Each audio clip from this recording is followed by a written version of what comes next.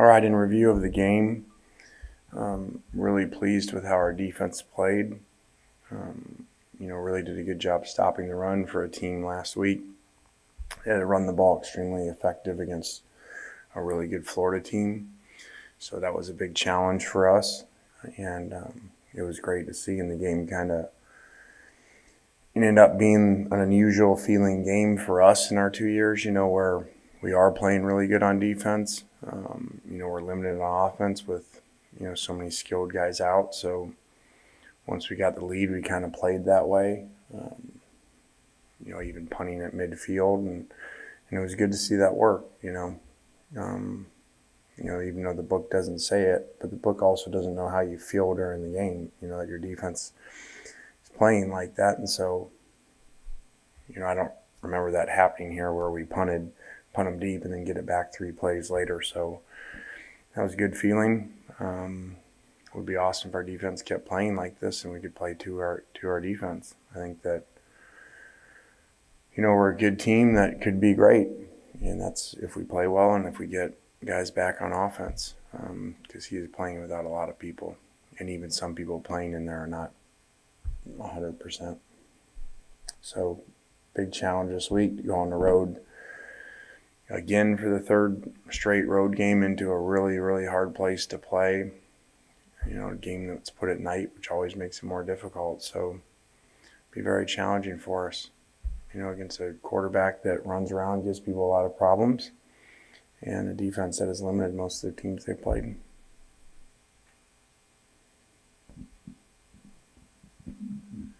Lane, you guys had an incredible number of highly coveted recruits in here on Saturday. Picture perfect weather day. Just curious in broad terms what you thought about that day, the atmosphere that was inside the stadium for those kids to see, and so on. Yeah, I don't notice, very much in the game with that, good or bad. So it was good to meet with some of them afterwards and hear their reaction. You could just, see it on their face and how they talked about, wow, what an awesome game. The crowd was awesome. Really could see myself playing here. So that was really good. And like I said, that's how it's supposed to be. So we need to keep doing that and having atmospheres like that, just like we need to keep, making sacks and making touchdowns. So it all goes hand in hand. We have a very high expectation here. Like someone said this morning, you guys are bowl eligible. I didn't even realize that. It's not the way we think. And, honestly, trying to change the way a lot of people think. So see if we can get there.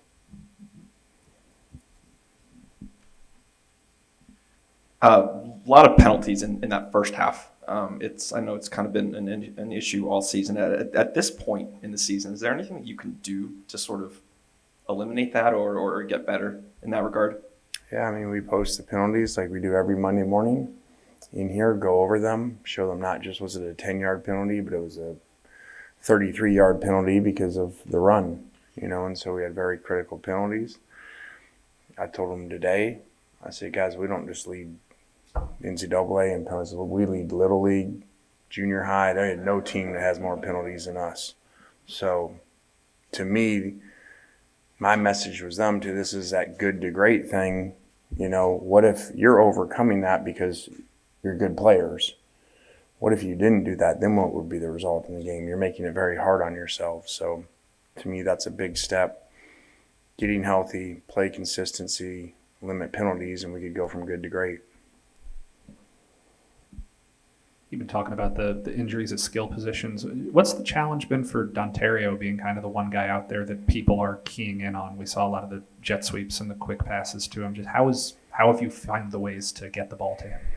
Yeah, that's the first time this year we did that, because we didn't know, Braylon played initially in Tennessee and so that's the first time really where we said, okay, we're going to move him to all 3 spots, left, slot, and right throughout the game. Now that slows us down. So our tempo is not the same as it's been. And it's not what we want to have ideally, but, we wanted to make sure he got the ball because, I don't have to read analytics to say this. The guy played 91 plays versus Tennessee and caught 2 passes. That's not a very good ratio for the best receiver out there. So we obviously changed that this week. What sort of an aspect has Casey brought to this offense since he got healthy? Tough, physical. I think that, on that note of being physical, that's a big part of our defense. We have physical players playing, and that changes the game. And for everybody around you, like when Springer plays, I think we play different around him. So I think Casey gives us that on offense. Defensively, Lane, I know Jake has come back, obviously, but have you guys been more, I guess, willing, it looks like, to put a fourth player up at the line of scrimmage, not necessarily a defensive player, but have y'all done that more than earlier in the season? Yeah, we probably got a little bit safe, a little conservative in Arkansas. And so after that game, we just said, hey, we need to be a little more aggressive. And again, we didn't have Springer at that time. So we've been a little bit more multiple. We haven't been multiple in our fronts. We're still basing off the same thing, but we do bring some more people once in a while. When you face a guy like Bo Nix, what does that change for rushers with his ability to extend plays, as you alluded to? Do they rush differently? What's that like? Well, let me just tell them exactly what we're going to do. I mean, I'll give you coach speak for the first time ever. Basically when you have people like that, you got to stay in your lanes. You got to push the pocket. You got to keep your eyes on them and not try to speed rush. So there's your Coach's Weekly. Lane, you guys have been playing with a patched up offensive line group now for a couple of weeks. What did you think of their performance on Saturday versus LSU? And what, if anything, can you share with us about the health of that group? Yeah, it was banged up. I mean, we had a lot of different scenarios going in there.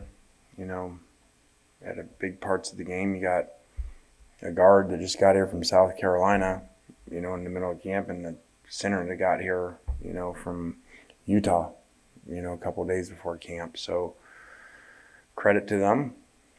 We mixed things up in there. Did not have Ben Brown for the game, which was very challenging for us because he's one of our best players and one of our best leaders. So we just have to keep moving guys around. And, our motto kind of has turned into find a way to win, at end of the games like the 2 weeks before this. Now with offenses, just find a way to win, with whatever players are going where, whatever we have to do. You mentioned Ben. Is your hope that he's able to play this week? Yeah, but I hope everyone's able to play, that.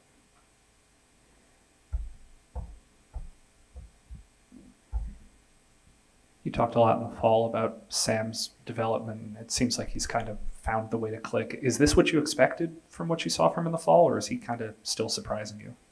This is what we expected when we got here. We'd seen flashes of this. It was very inconsistent. A big reason why he stayed, for this year was to put a consistent film. And that game, he did. If he would play like that every game, he would make a lot of money because he played with a relentless effort, made some great effort plays. And so hopefully he continues to do that. This is not football, but I'm wondering if you have a favorite in the World Series and any thoughts on the matchup. I'm not just saying this so I can sound like a cool coach that's so dedicated to his football program. I do not know who's playing the World Series. But I think a lot of coaches say that so they can be like, I don't leave my office. But who is playing, actually? I do not know. Well, I thought you might have had, with your time out west, a Dodgers affinity, and of course it's the Braves and Astros is who's in it. The Dodgers had a chance. You just confused me. It's a World Series. Oh, it's not the finals yet. It is the World Series. So that'd be two teams. The Dodgers were eliminated by the Braves. Oh, thank you. You gave me three. I was very confused. Okay. I didn't even know who was in the semis or whatever they call That it. just shows you thinking football. Yes. So we got so many problems on offense trying to figure out who plays somewhere, and, we would do this anyway, but, you kind of heard my frustration after the game. I just get frustrated for Matt. He's got all these pieces moving, and all of a sudden you think you got guys and they get injured, and I know what he could do with those main guys, so And he don't want to talk about the Heisman. I just know this. You put on the tape and see what he deals with. Now he has to move around and has to make plays. For some other people, just stand back there for 10 seconds and everybody gets wide open. You know, his job's a lot harder. I know punting is not necessarily anything you're fond of, but you've got a pretty good one that really played extremely well on Saturday. Just your thoughts on having Mac Brown when you need him. Yeah, so in our morning meetings, we do players of the week for offense, defense, special teams. And that is probably the first time when I said I'm not even excited to say this one bit, but he was a special teams player of the week. So we give him a hat or something. So they were kind of laughing because I'm like, special teams player of the week, Mac Brown, so that's not what we want, him to be the special teams player of the week. But he did do a really good job, and we did not cover the one very well. That one should have been pinned down there too. So, and he's a wonderful kid. What he does off the field's awesome. Since you brought up the Heisman, I'll ask, do you have any opinion or, thought as to why so many, especially in the national media, don't seem to want to include Matt's name in the Heisman conversation at this point? Well, I think I can understand that. I mean, I'm not being critical, but it's hard for anybody to watch all the games. They play at the same time, all that and stuff. So I think a lot of those people read stats, and so they don't know who's injured, who he's not playing with, what he has to do, how he has to make plays.